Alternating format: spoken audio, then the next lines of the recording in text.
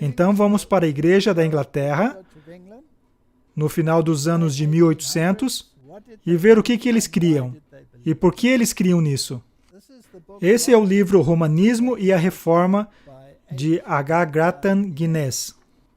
Ele foi sacerdote na Igreja da Inglaterra e escreveu no prefácio: a reforma no século XVI, que ocasionou o nascimento do protestantismo, foi baseada nas Escrituras. Deu a Bíblia de volta ao mundo. Ensinou as Escrituras, expôs os erros e corrupções de Roma pelo uso da espada do Espírito. Aplicou as profecias e aceitou sua orientação prática. É preciso que tal obra de reforma seja realizada mais uma vez. Temos sofrido uma verdade profética antipapal como muito esquecida. Essa geração é perigosamente latitudinária. Que bela palavra, não é mesmo? Bem, temos a longitude e a latitude. Eles estão dormindo. Agora explica pra gente o que significa. Indiferente à verdade e ao erro, em pontos nos quais as Escrituras são tremendamente decisivas e totalmente claras. A pior coisa que pode acontecer com alguém é ser enganado. O engano é pior que um confronto descarado. Embora esse engano levou, em muitos casos, a um confronto aberto. Vamos voltar ao que Martinho Lutero disse. Esse é um livro bem antigo, e eu tenho uma cópia bem antiga. Dá para conseguir cópias modernas melhores? Não como essa aqui, caindo aos pedaços. É um livro bem antigo, mas cheira como um...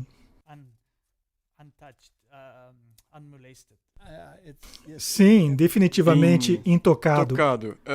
Os escritos desse livro, aqui temos uma série de palestras que ele deu sobre Roma. Esse livro está caído aos pedaços, mas é um livro maravilhoso. Todos deveriam ler Romanismo e a Reforma. Ele escreve no prefácio, aqui na palestra número 1, a previsão de Daniel sobre o romanismo. Há 50 anos, o eminente chefe de Estado, o Sr. Robert Pell, disse com previsão notadamente clara: o dia não está muito distante e pode estar bem perto quando tivermos que travar a batalha de reforma novamente. E ele está certo. Precisamos saber por que cremos no que cremos. Temos que ser firmes. O dia chegou. Isso foi escrito no final dos anos de 1800. E podemos ver nos discursos que acabamos de ouvir que o mundo se esqueceu. E todo mundo protestante tem sido absorvido em seguir um falso ensino profético. Não o ensino que costumávamos ter, não mesmo. Quando lemos um livro como este, aqui diz na página 5, sentimos-nos compelidos a renovar o antigo e glorioso protesto, a qual o mundo deve sua aquisição moderna de liberdade, conhecimento, paz e prosperidade. Sim, nós nos sentimos compelidos a renovar o antigo e glorioso protesto, a qual o mundo deve sua aquisição moderna de liberdade, conhecimento, paz e prosperidade. Não há paz no mundo atualmente, e há um declínio em prosperidade.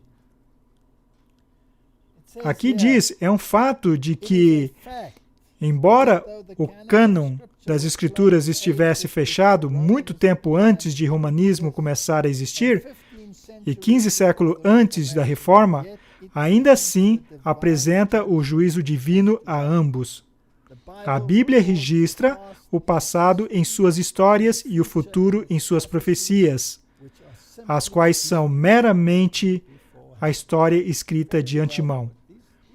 Muito bem explicado, esses escritos são inacreditáveis. A Reforma, na página 9. A Reforma foi um retorno ao cristianismo primitivo ou à não apostasia, Muito bem notado. realizada entre 3 a 4 séculos atrás. Agora já são 5.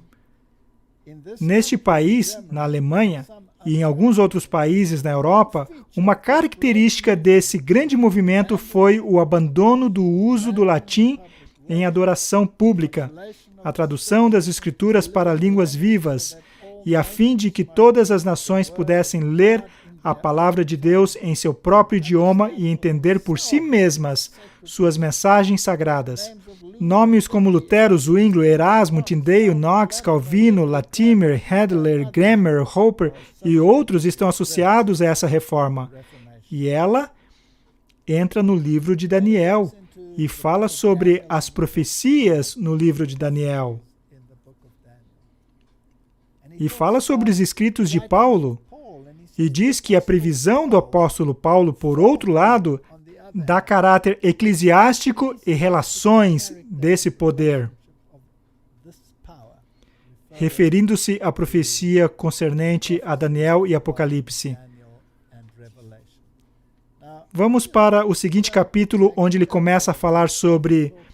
Preciso folhear com muito cuidado esse livro, porque está caindo aos pedaços. É um belo livro. Trata-se da palestra 2. E dá toda uma explicação de Daniel, capítulo 7. E ele coloca todo o capítulo 7 nesse capítulo.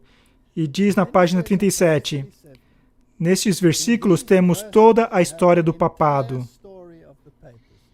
E mais, temos seu futuro, bem como seu passado. O juízo de Deus quanto ao seu caráter moral e disserções.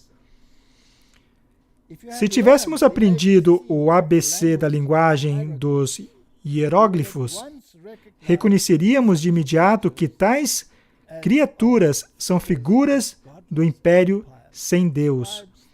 Ele descreve os impérios conforme estão listados em Daniel 7 e diz que são símbolos de impérios sem Deus.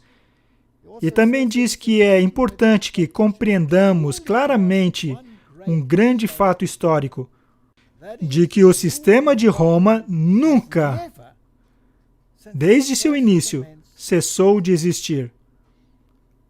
A não ser uma vez, por um período muito curto de tempo, durante a Inquisição Gótica.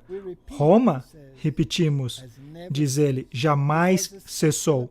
Foi um poder secular pagão por 5 ou 6 séculos. Tem sido um poder eclesiástico e apóstata cristão desde então. Cristão apóstata. Um poder apóstata cristão. Logo ele descreve o chifre pequeno de Daniel, capítulo 7. Podíamos dar uma olhada nisso, eu tenho a Bíblia aqui, mas não quero dar um estudo bíblico. Apenas quero dizer quais eram os pontos de vista dos reformadores quanto a essa questão em particular.